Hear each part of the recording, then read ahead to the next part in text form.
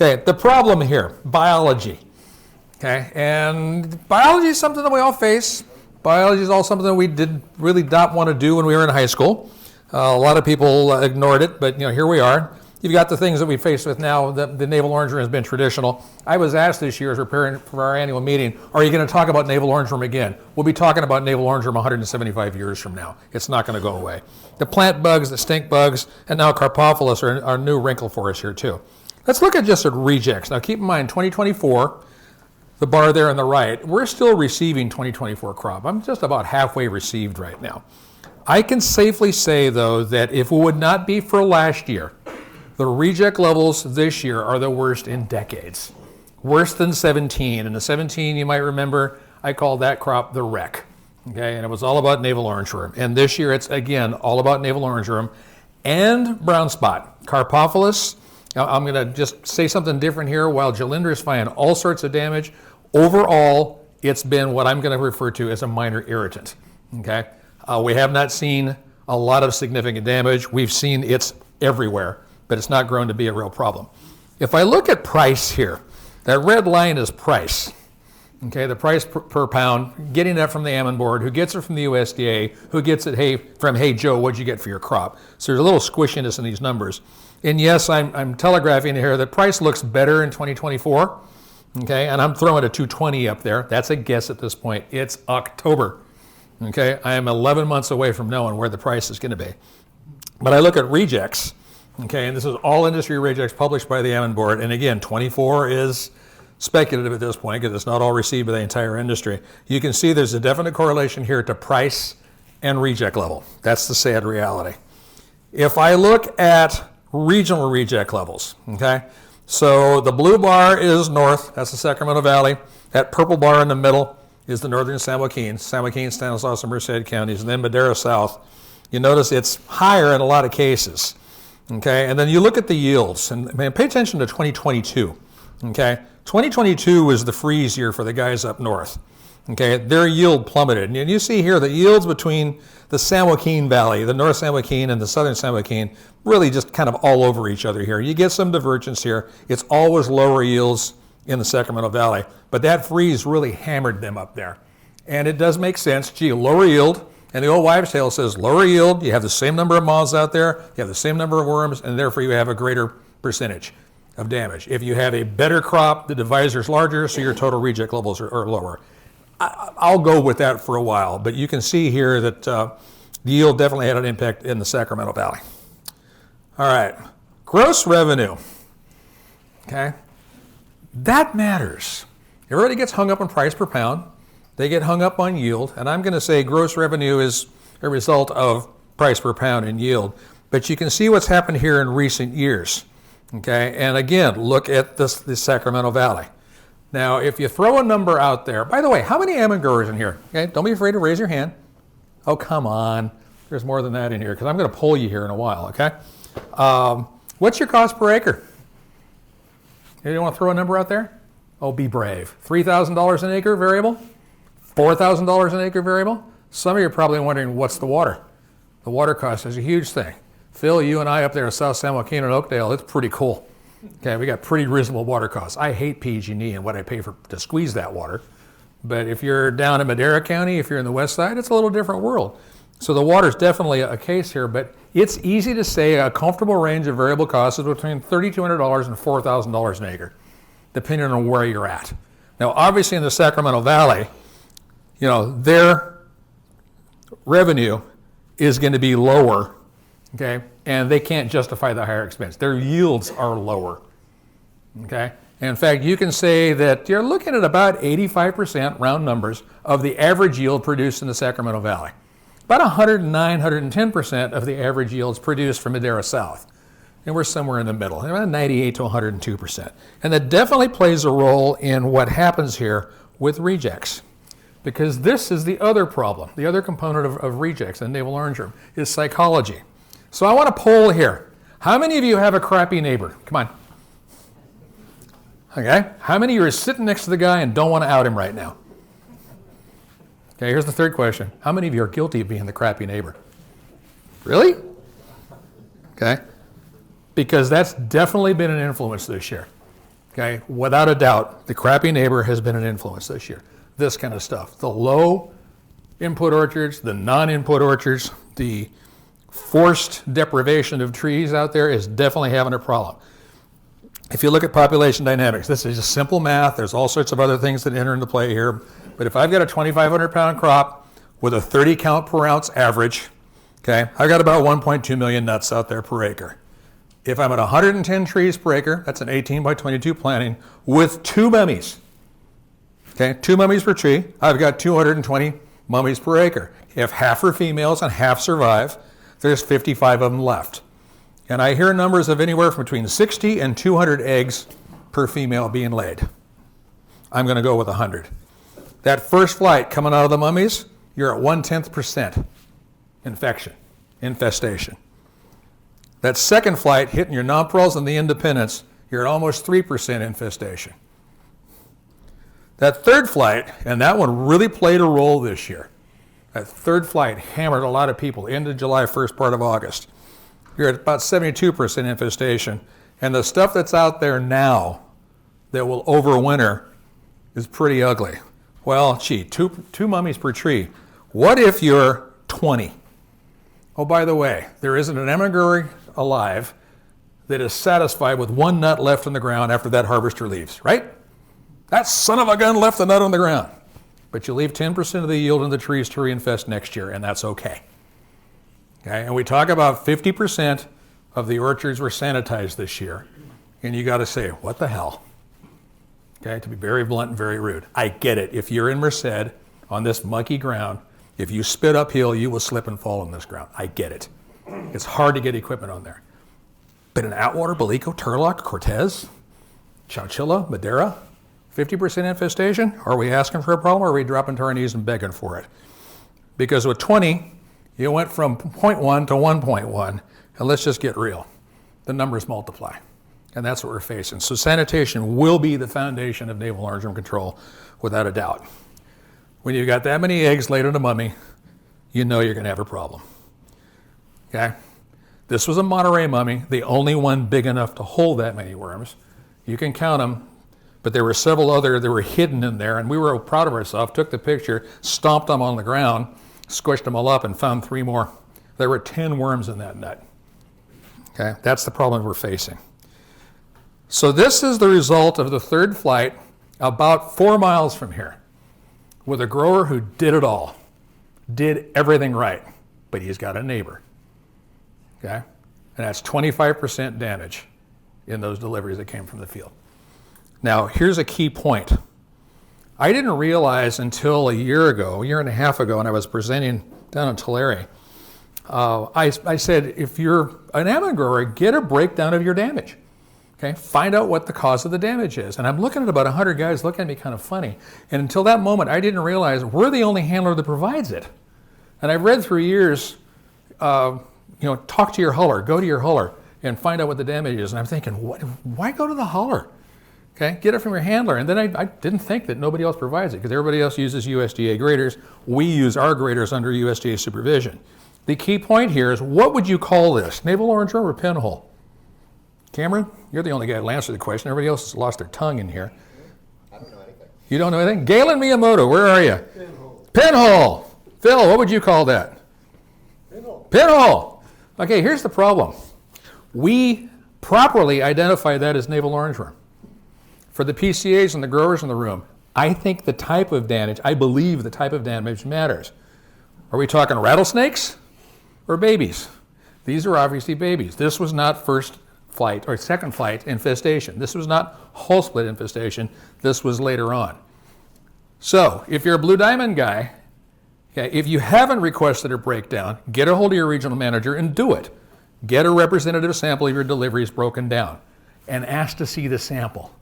Because our test room accurately called that navel orangeworm, but I will contend that it matters that you know when that occurred. And I would call that pinhole. I'm with you. Okay? All right. You remember the video from last year? Well, I got some this year as well. When you see barn swallows working a stockpile, that's not a good thing. I will say there was less moths this year. If you're with me last year, you saw a cloud of barn swallows around these piles. It is definitely a problem when you see stockpiles and the birds are working it.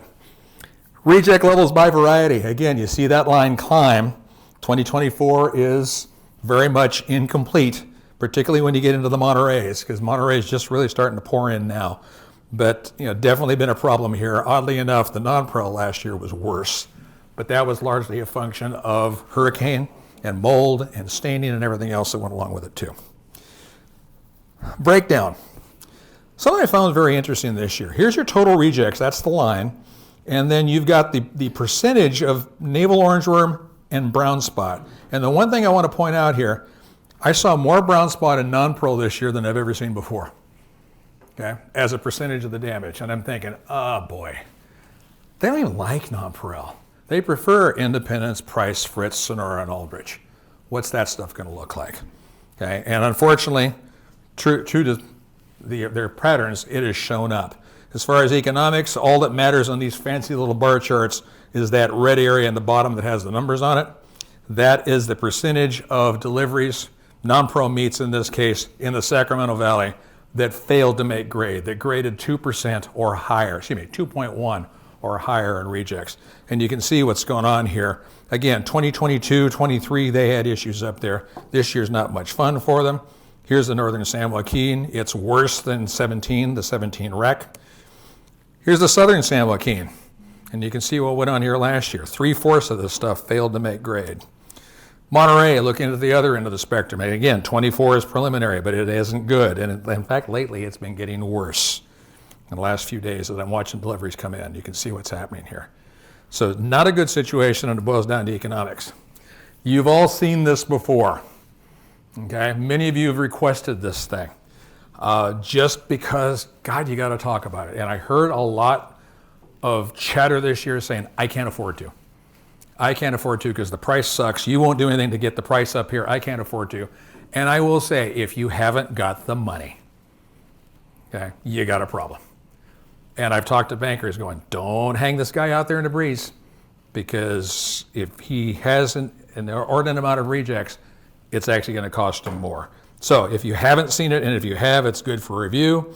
Okay, I'm doing an 1,800 pound here, which is roughly the crop for last year, 23.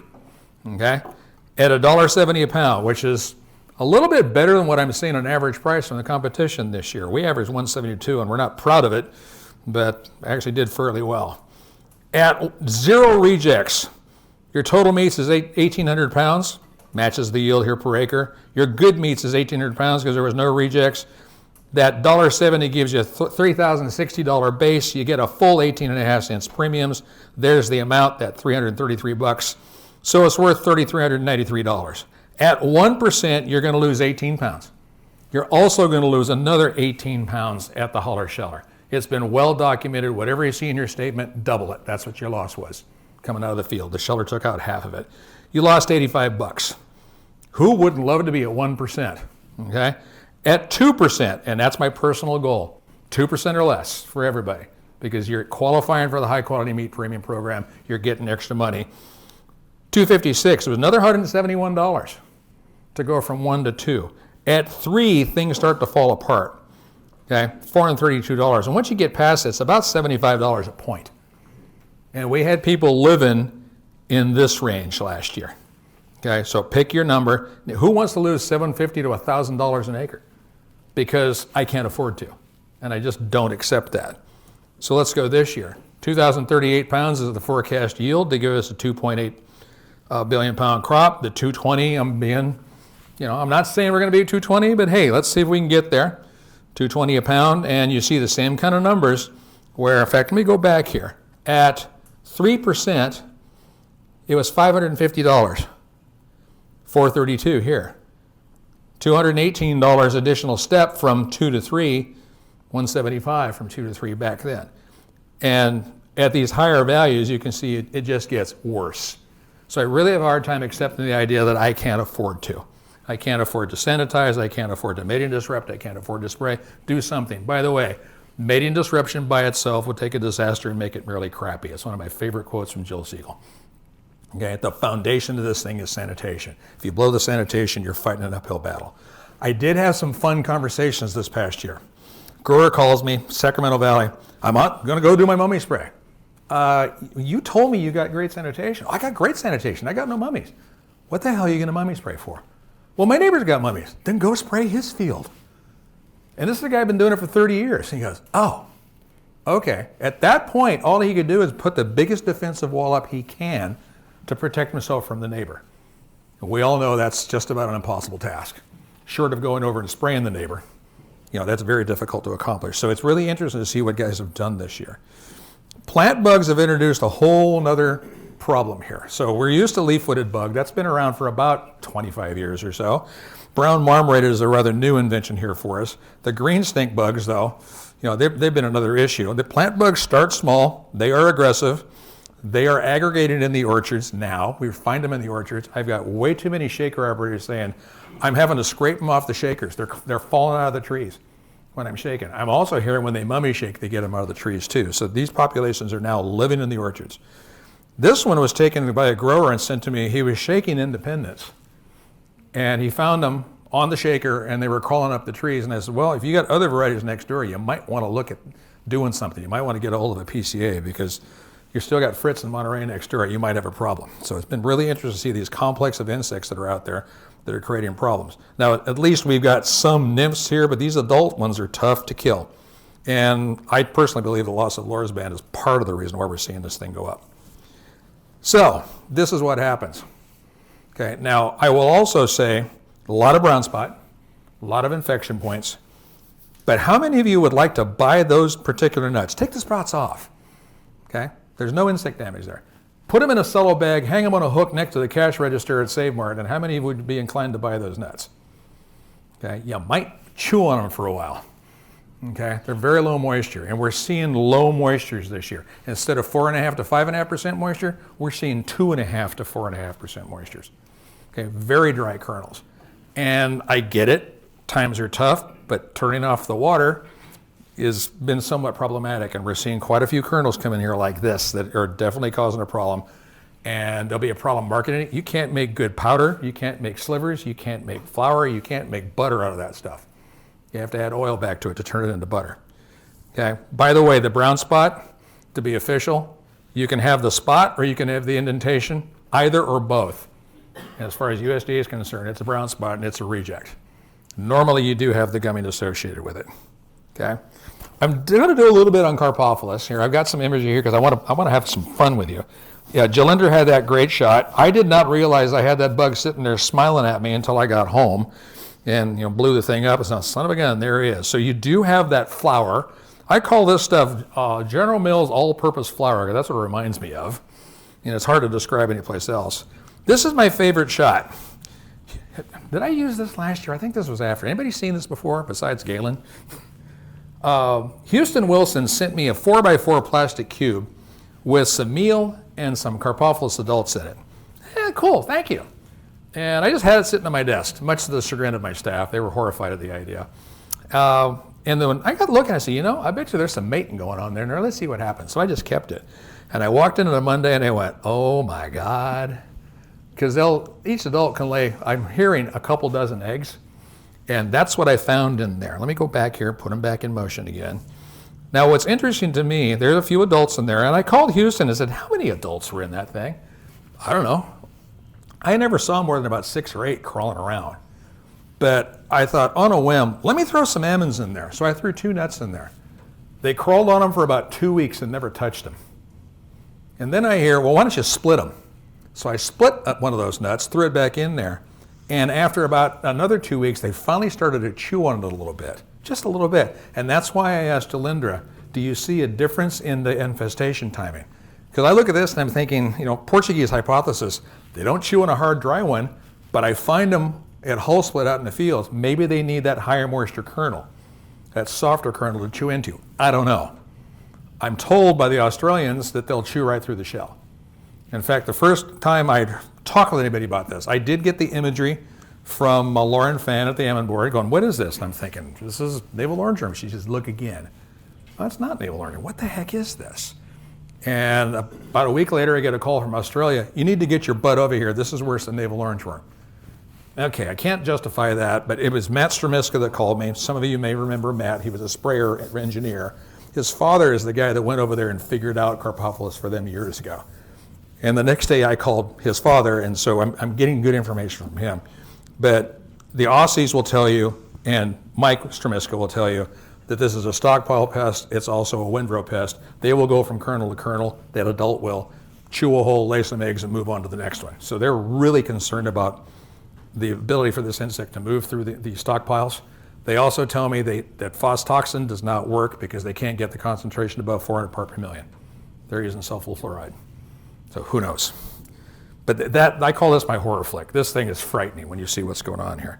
I wanted to see, go through the whole generations, but I walked in one day and it turned into this great big mat of blue fungus. So they went to my fireplace insert and I heard them screaming as they all died. This is gross damage, okay? That's the worst damage I've seen. It's obvious what that is. That is not navel orangeworm. When you open up an in-shell kernel in the field, when you see, the frass, the flour, again, the General Mills all-purpose flour, that's Carpophilus. Now, this little guy was walking across the nut, smiling at me. No doubt, that's Carpophilus. This one, again, in the field, you see that flour. He's chewed through the side of the nut. In fact, there's one in there smiling back at me. That's Carpophilus. Again, open it up. Carpophilus. No doubt. No doubt. What's this one? Don de Boer. Pardon? You think it's Carpophilus? No. The giveaway is it's got some of that flour on there. I'm cheating. This is at the huller. Okay. This was actually across the road from the huller. I told the huller, don't do this until I'm there. And you see the meal on it. My contention here is this. Again, go back to Blue Diamond grading. If you see on your statement, beetle, and that's what we're calling it, we just said beetle on it, okay? Need to ask a question, because quite frankly, I've gone to the test room facility up there and sat down with the people. If it's pinhole, go back to the navel orangeworm pinhole thing, Phil. If it's pinhole, you cannot tell if that's navel orangeworm or Carpophilus without splitting the kernel. Okay, so there's a little ambiguity in there. Okay, this is Carpophilus because of the meal around it. If it's gone through a shelling facility, that stuff all gets rubbed off. When you're working with a box of kernels or a truckload of kernels, it gets rubbed off, so that telltale sign is gone. Okay, what's that one? Who wants to take a guess? Galen? Beetle. Beetle. Yep, that's what they look like inside. Okay, they are tiny, tiny, tiny, tiny. Okay, obviously Carpophilus. In fact, the adult's in there smiling at us. Carpophilus. Which one's this? I got to say, I don't know.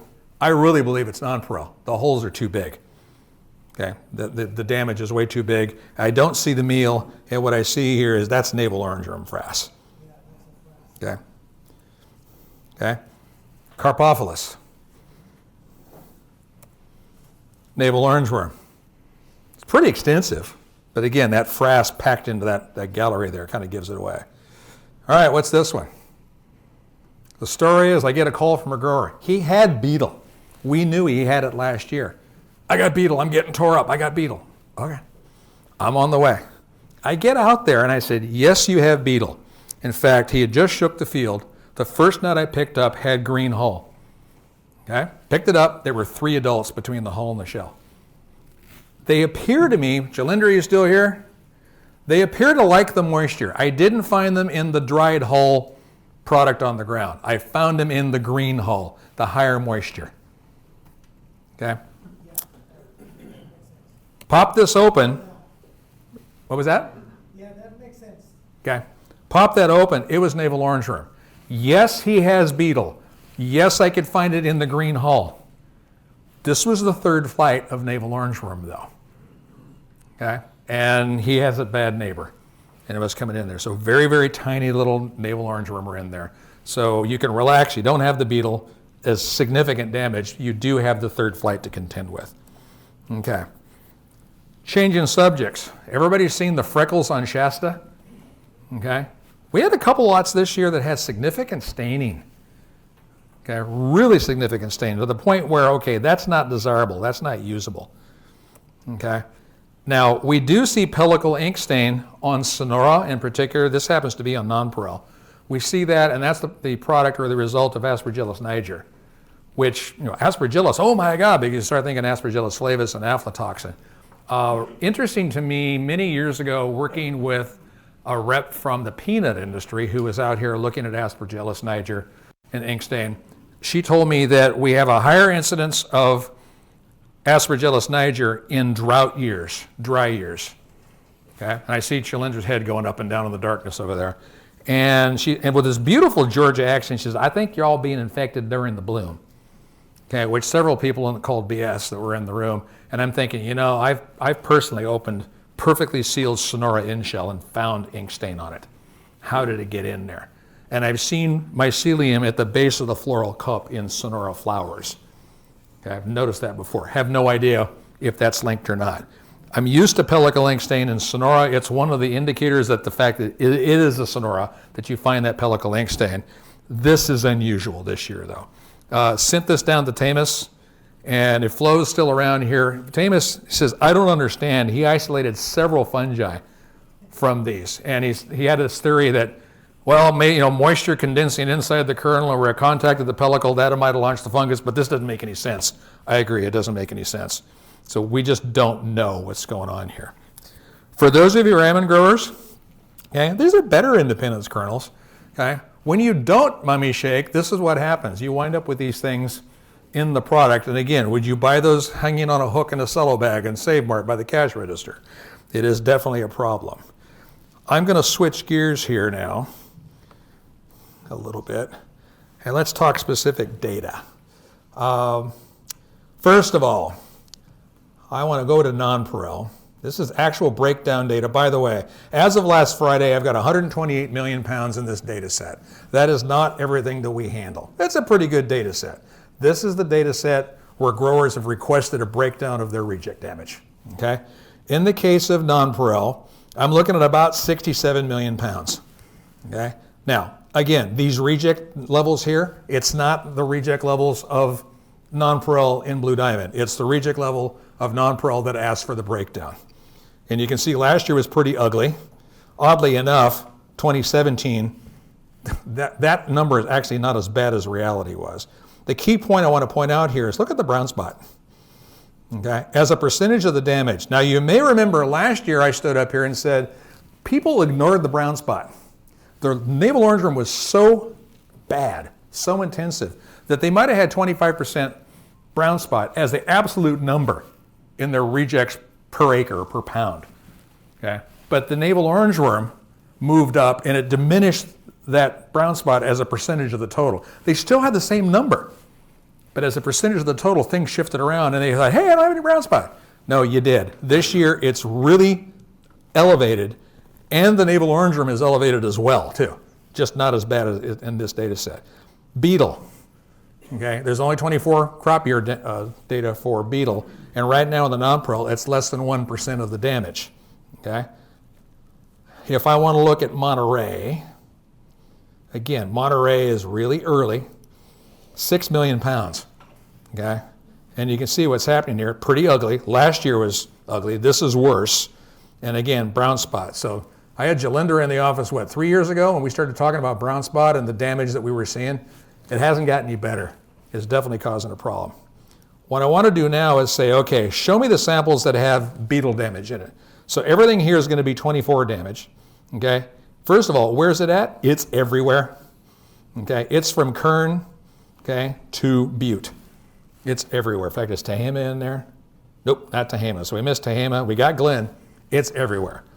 As a percentage of the damage, though, again, it's been a minor irritant. This group has 9.5 million pounds. There's 767 samples or deliveries in it.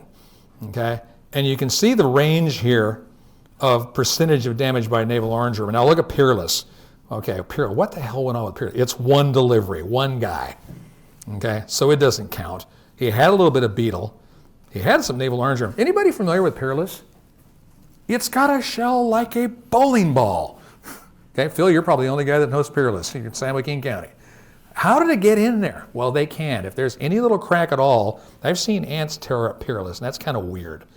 What I want to focus on is, okay, what was the worst here? All right, 31% almost a third of the damage in this Super-L. It's 4 deliveries, okay? It's from different areas, okay? Kind of interesting. 1.9% total. Not quite half of it was navel orange worm. Not quite a third of it was beetle, okay? A little bit of brown spot, okay? Price, okay? How about the price? Again, 4 deliveries, okay? In Merced County. So, Jalindra, you found some pretty intense damage. I'm finding isolates that maybe. I did have a PCA chase me down out of a meeting in Ripon last year. In fact, a young man might be in the room, and he said he had a block down here north of Merced that was 50% damaged, and it was entirely beetle.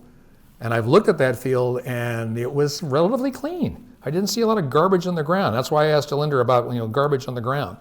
So you can see here, it's hitting a lot of different varieties, okay?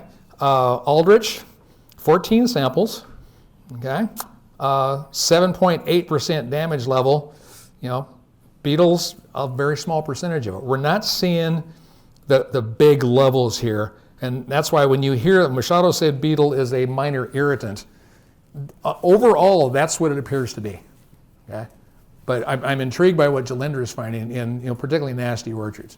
I did get a call from a huller in McFarland that said, what is this? And they sent me a picture, and I said, yeah, that's beetle. I said, hey, what's that orchard look like? Oh, this guy didn't do crap. It looks like crap. It's horrible. Okay. And so the orchard that these pictures that I have of Carpophilus came from was also weeds to the knees, okay, mummies on the ground. What I'm hearing, just to paraphrase some of the stuff that Jalindra is mentioning, they're strong flyers, but they're teenagers, okay? They're lazy. They don't fly high in the canopy.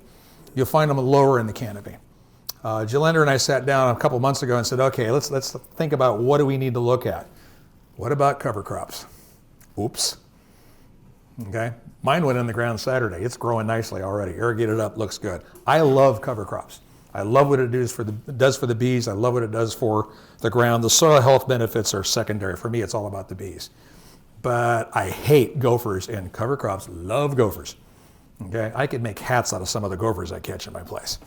The big question is, what about cover crops and sanitation? How do you do that? I plant every row and I farm over the top of it.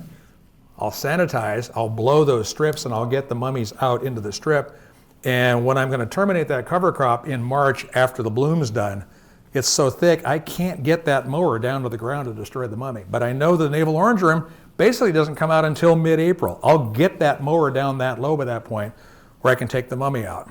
I've also noticed ants can be a good thing at some times of the year. The ants that I've got largely consume the mummies. They consume the kernels and the mummies. But that's not going to help me with the Carpophilus because it'll live between the hull and the shell. It'll live in that garbage. Okay? I had no Carpophilus on my block this year. I got 15 acres of non-pro bedded. Who cares? My experience is I had 0 Carpophilus. I got nipped by that third flight though. Okay? I kept the non-pro out there a little bit so I could break it in together, and I was at my personal limit, 2%. Okay? Got lucky. In fact, I had fun with it. I took a Ziploc bag and threw it out there in the office at the Slide office and said, what's wrong with those nuts? And I gave it a 10 count and said, not a dang thing. And one of the guys says, actually, there's a pinhole in it. And you could spot it. And it was all pinhole from navel orange worm. But mercifully, no Carpophilus. The cover crop thing, we're very grateful for what we've seen in the grower response to our programs in planted cover crops. We got 17,000 acres this year signed up for cover crops on our Climate Smart grant. That's a very good thing, and I really believe that it will behoove you to get involved with that program for what it does for you for the bees during pollination. But what about Carpophilus? We don't know. So sitting down with Jalindra is, okay, we need to look at cover crops. We need to look at the color of the mower, what brand, what blades are on that thing, the condition of the blades. There's a lot of things we need to consider. Because one of the things that Houston has told me is you need to mow those mummies twice. I can't get you to mow them once. Okay? You need to mow them twice. So my mission here today in particular is if you do anything, okay, to help yourself with navel orange worm and the Carpophilus potential downstream, it's sanitation. And I know you hate it. And yes, on this heavy ground, it's tough. And by the way, the weather has changed, okay? I love to ask this question. I got to do this to block the light because I need to see here. By show of hands, how many believe in climate change? I've done this before, humor me. Come on. Really? 2 of us, both scientific types. Okay. I have fun with this, okay? Isn't oil a bunch of rotted elephants and plants, and we find that in Alaska? How'd that happen? Okay. I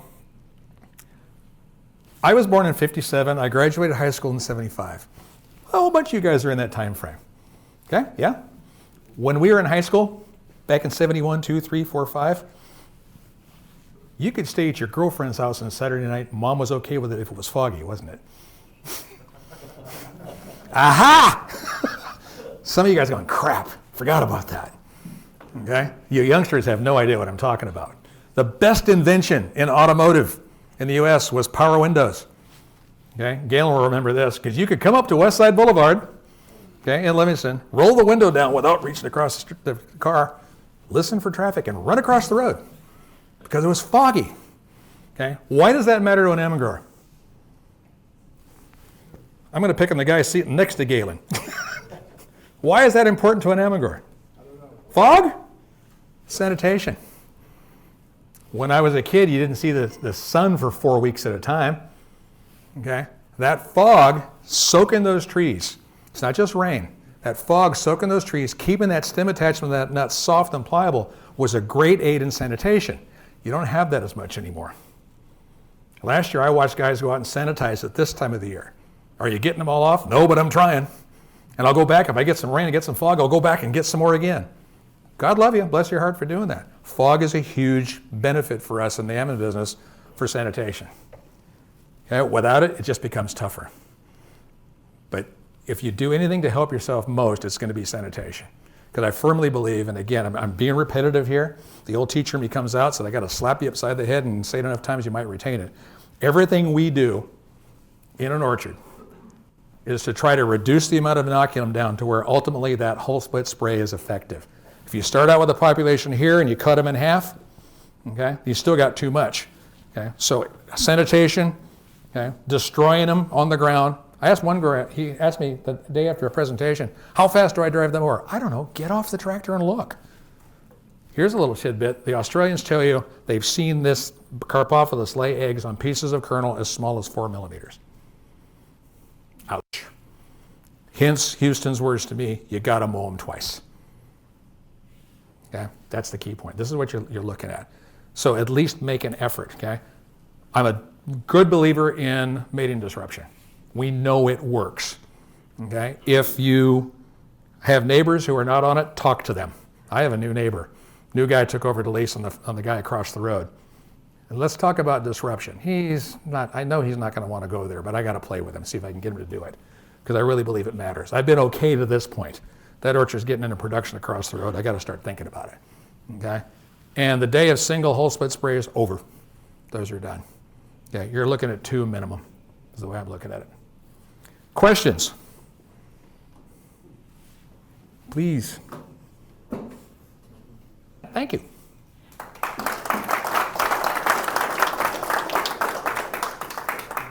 Actually, I can ask a question. Yeah, go for it. Can you put me on the spot? No, I'm good. No. How many, I've mentioned cover crop several times. How many are doing it? Okay? Just a couple. Okay. How many years have you done it? 4? What do you think?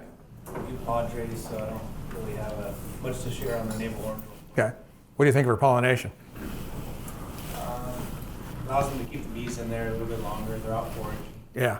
How many of you believe that a cover crop inhibits pollination of the crop? Don't be afraid. I'm actually kind of surprised to see that. I have several people say, I want them working my trees, I don't want them working the ground. Okay? Interesting experiences that I've had working with beekeepers, some of the bigger beekeepers. These guys are putting in cold storage for bees. Ever hear of that? Cold storage for bees, winter storage? They're putting these buildings up where they're putting the hives in October. And they very tightly manipulate or manage the O2, CO2 temperature and humidity within that building. And as one of them says, if you miss one of the alarms, you nuke your entire investment. You very carefully manage these things.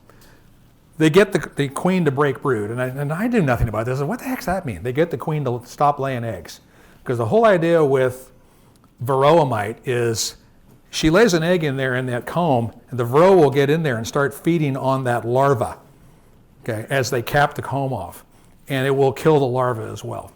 So if they get her to stop laying eggs, they can make all the treatments they need to control the varroa, get the varroa out. And the guy I work with the most, he calls them ticks, and he says a beekeeper with 2 ticks per 100 bees in October is a beekeeper with dead boxes in February. So it's important they manage those varroa populations. They throw a pollen patty in there, and the queen's response is, hey, it's spring, I got to start laying eggs. So she starts laying eggs. It's 21 days from when she lays that egg to that adult chews its way out of the cap brood. Okay? They're timing that so they're dropping the boxes in the orchards about the middle of January. Okay? Those are chewing their way out of the cap brood. They don't leave for 2 weeks.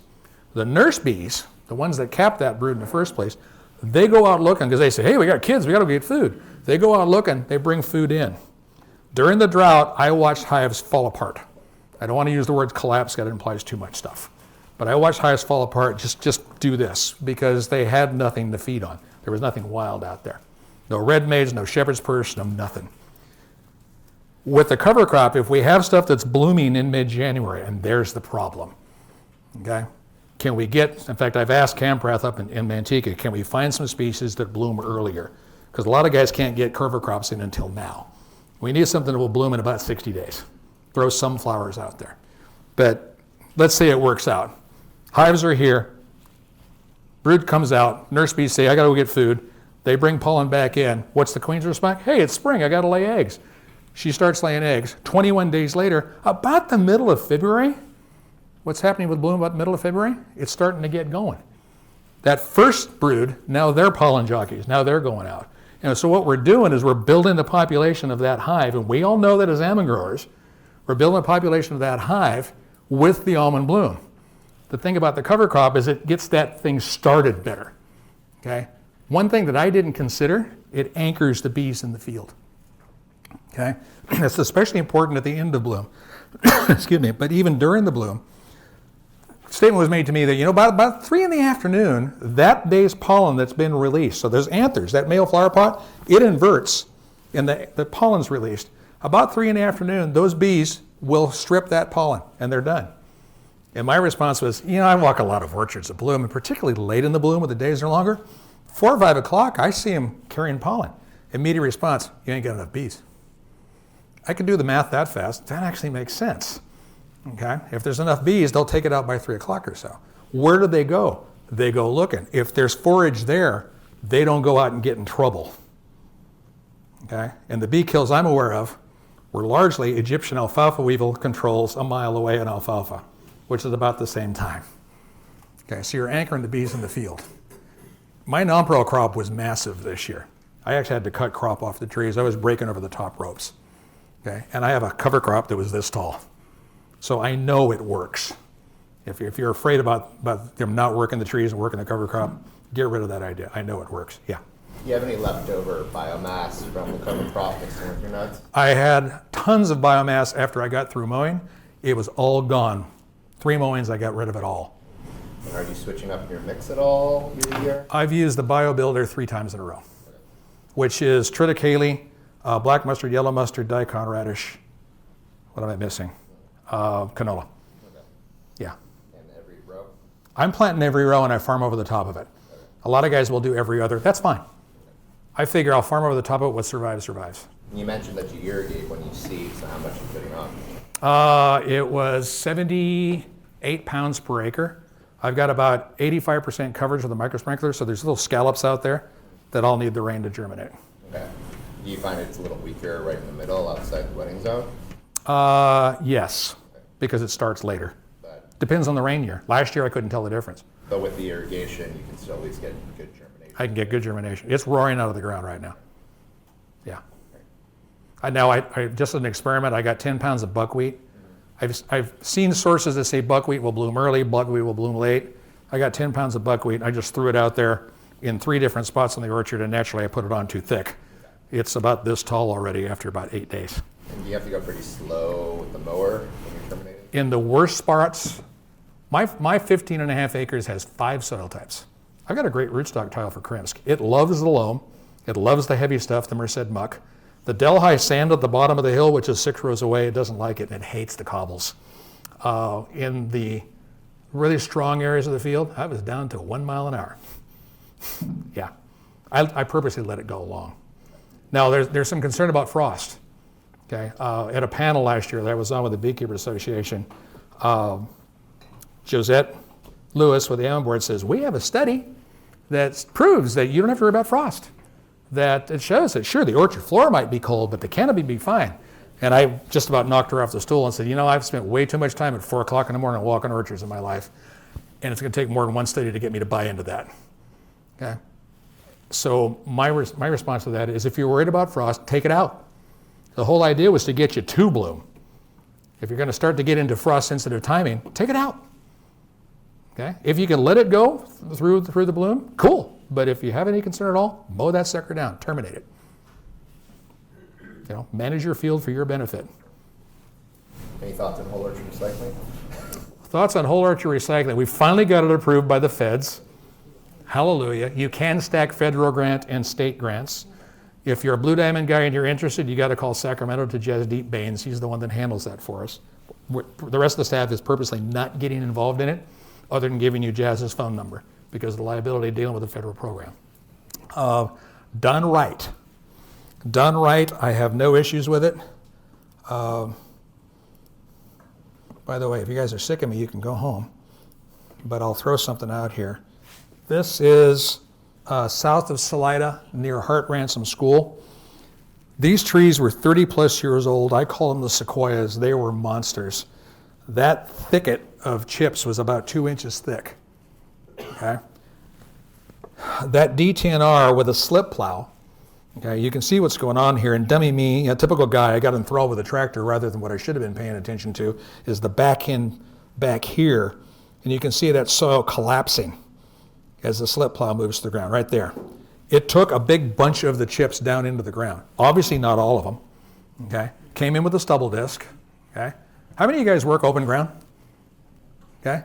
Almond growers don't know how to work open ground. Okay? I made that statement to a bunch of PCAs. They all laughed and shook their head. Well, I'll just disc it in. Okay, 36-inch stubble disc. That's 18 inches from center of spindle to edge of blade. You get about half of that incorporation. So you're going to turn 2 inches of chips into 9 inches and make it go away? Ain't going to happen. Okay? This young man, when he got through with this job, was able to land plane that field. And if you've ever land plane land, you know you cannot do it with any organic matter on the surface. Okay? So it was a couple days over a year to the day after I shot that video. That's the same field. And I know there's concern about those trees aren't going to grow right. This guy did it right. I've seen it done wrong, and it's horrible. This guy did it right. If you could land plane the ground, you know he got it incorporated in. Obviously, he fed the fungi and the bacteria needed to break down that residue. It works. Did you let it rest? Well, it was a year ago that the crawler was in there, and that was almost a year to the day. It was like 368 days later. So he did it right. Any questions, comments? All right. Thank you all.